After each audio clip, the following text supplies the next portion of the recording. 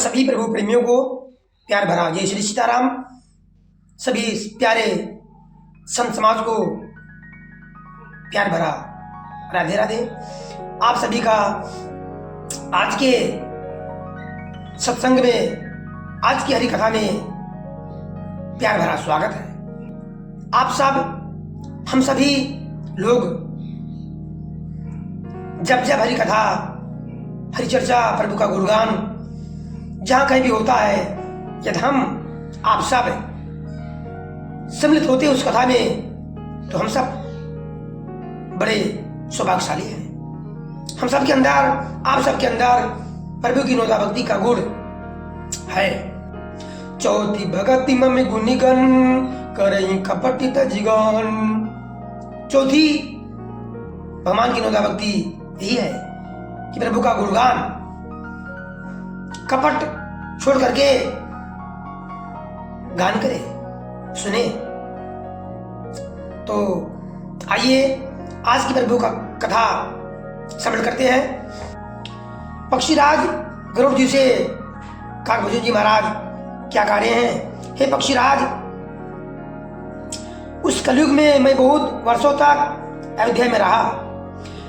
तेहि कल काली बरसी बहु बस्यों अवधि बिहगे से पर्यो दुकाल विपति बसे तभी मैं गयो विदेश। एक बार वहां अकाल पड़ा अयोध्या में। काकभूषण जी अपनी कथा सुना रहे हैं। तब मैं विपत्ति का मारा विदेश चला गया। गयो उज्जैनी सुनी उरिगारी दीनी मलिनी दरिद्र दुखारी। गये काल कछु संपत्ति पाई तापुनि करयो शंभु सेवकाई। विप्रिय की वैदिक शिव पूजा करे सदा तई काजु न दूजा। परम साधु परमारथि बिंदके शंभु उपासके नहीं हरि निंदके। शंभु उपासके नहीं हरि निंदके। हे सर्वों के शत्रु गरुड़ जी, सुनिए। मैं दीन, मलिन, उदास, दरिद्र और दुखी होकर उज्जैन गया। यानी काकभूषण जी उज्जैन गए। कुछ काल बीतने पर कुछ संपत्ति पाकर फिर मैं वहीं भगवान शंकर की आराधना करने लगा। कुछ संपत्ति मैंने कमा ली और मैं वहीं उज्जैन में रह करके भगवान भोलेनाथ की उपासना करने लगा। एक ब्राह्मण वेद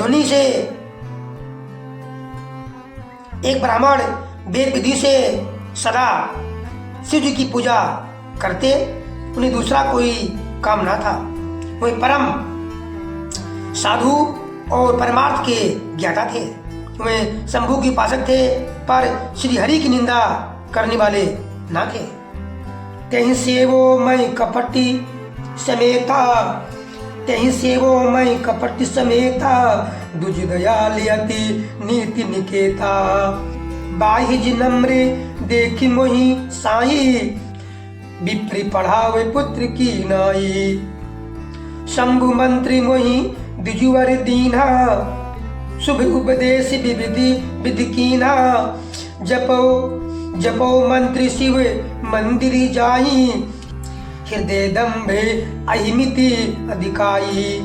मैं खलमल संकुले मति नीच जाति बसी मोहो। हरिजन तुझी देखे जरो करो विष्णु करिद्रोह। मैं कपट पूर्वक उनकी सेवा करता। जो ब्राह्मण हैं उनकी मैं सेवा करता। ब्राह्मण बड़े ही दयालु और नीति के घर थे। हे स्वामी, बाहर से नम्र देखकर ब्राह्मण मुझे पुत्र की भात मानकर पढ़ाते थे। उन ब्राह्मण श्रेष्ठ ने मुझको शिव जी का मंत्र दिया और अनेकों प्रकार से शुभ उपदेश किए। मैं शिव जी के मंदिर में जाकर मंत्र जपता।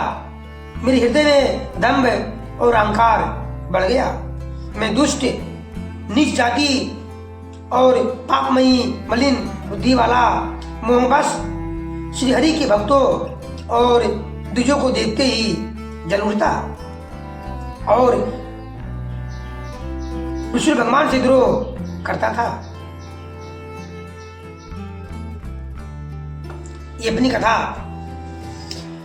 गरुड़ जी महाराज को काकभूषण जी बड़े प्रेम से, गदगद मन से सुना रहे हैं, क्योंकि जब तक प्रभु की माया, हरि की माया को विस्तार से जान ना लिया जाए, तब तक हम पर उस माया का प्रभाव नहीं खत्म होता, समाप्त नहीं होता। इसी भाव को लेकर के काकभूषण जी महाराज गरुड़ जी को उपदेश, परम उपदेश, राम कथा कहते हुए सुना रहे हैं। क्योंकि जब सच्चे मन से प्रभु के चरणों में प्रीति होगी, तभी काल धर्म, युग धर्म उस भक्त पर असर नहीं पड़ेगा। उस भक्त पर काल धर्म का, युग धर्म का असर नहीं पड़ेगा। इसलिए हम सभी, आप सभी प्रभु का गुणगान, कथा श्रवण अवश्य करें। कोई भी सच्चे मन से ध्यान एकाग्र करके जहां जहां कथा होती हो, आपसे निवेदन है, सभी प्रेमी भक्तों से निवेदन है, मैं तो कथा कर रहा हूं, इसे भी ध्यानपूर्वक सुनिए और अपने सगे संबंधियों में, मित्रों में, साधु संतों में शेयर अवश्य करें। क्योंकि भाई को भाई अनक आलस हूं, नाम जपत मंगल दिस दसों। प्रभु का हर कीर्तन, हरि नाम, राम राम, कृष्ण कृष्ण, राधा राधा जपने से दसों दिशाओं में मंगल ही होता है। अब चाहे अच्छा लगे प्रेम से जपे, चाहे कुभाए अच्छा ना लगे बुरे भाव से जपे, भाई कुभाई अनख क्रोध से जपे। अनख मतलब क्रोध में, गुस्से में जपे, बुरे भाव से जपे, प्रेम भाव से जपे, सच्चे भाव से जपे, या फिर आलस में जपे। कुल मिलाकर के नाम जपने से ही, प्रभु को नाम जपने से ही दसों दिशाओं में मंगल ही होता है। हरिओम। प्रेम से बोलिए वृंदावन बिहारी लाल की जय, श्री अयोध्या राम लला की जय, हर हर महादेव। सभी को प्रभु की भक्ति, सभी को प्रभु की नौता भक्ति प्राप्त हो, प्रभु से निवेदन है। हर हर महादेव। धन्यवाद।